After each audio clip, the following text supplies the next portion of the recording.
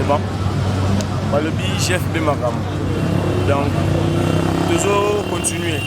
Le chemin est encore long, mais par la grâce de Dieu, déjà Mbanzangou, comme vous êtes en train de voir, derrière nous ici, il y a Nzela Yankamba. Vous voyez, donc là-bas, il y a Nzela Kamba. On est vraiment dans Loma, précisément dans Loma.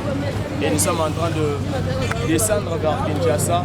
C'est ce qui fait assez que tout Tamboula Malembe na Nzambe. Et vous comprenez que c'est vraiment avec une grande joie que nous venons auprès de vous pour vous faire part de notre parcours. Comment est-ce que les choses s'est passées, les Kimpese, et tout au long du chemin, nous sommes en train de vous faire les briefings petit à petit jusqu'à ce que nous allons arriver à Kinshasa. Sinon, portez-vous bien et que notre Dieu vous bénisse. Mbanzangungu, et dans bientôt, nous allons déjà embrasser la route pour Kisanto et ainsi de suite. Au reste, parce que moi, je suis Kisanto, donc nous allons continuer. On se voit en décembre. Comprenez que nous sommes en route pour Kinshasa et on a vraiment été bénis par rapport à cette activité de conseil.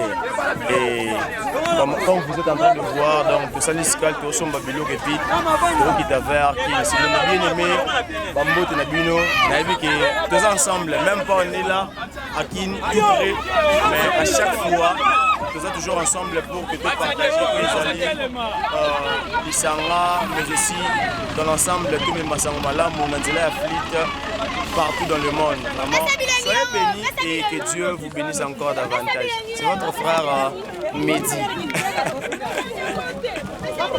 Toujours la famille, toujours Jeff B. Donc, nous avons Nzela Tozonga, Otola Diana Loma, bification ya Simo Kimbam. Dans la bification Simo Kimbam, Tozonga, ya Kids. Dans place Tobika, Katoti Kimpese Kosa Musala, dans la bification ya Simo Kimbam, Otola Banzangu Nakati Loma. Donc, Nzela Kamba, bification Simo Kimbam. Merci vraiment, merci Nabilo. Les jeunes idées. Les jeunes leaders. Ça c'est les jeunes. Et tout la qui met tout le bras, BBM, là. On va dans la boîte à la fois, on a un mot. Dans ce là, mandat BBM. Dans la possible mandat, des jours d'eau, bah, il est tiré là. Pour la maille, c'est sûr. Il y a le BBM, Liban avait dosé là. L'année prochaine, tu es au côté à l'issue. L'année prochaine, il y a sûr. Dans le monde, tu as un film où tu as tiré ça, tu as un qui pèse dans la minute.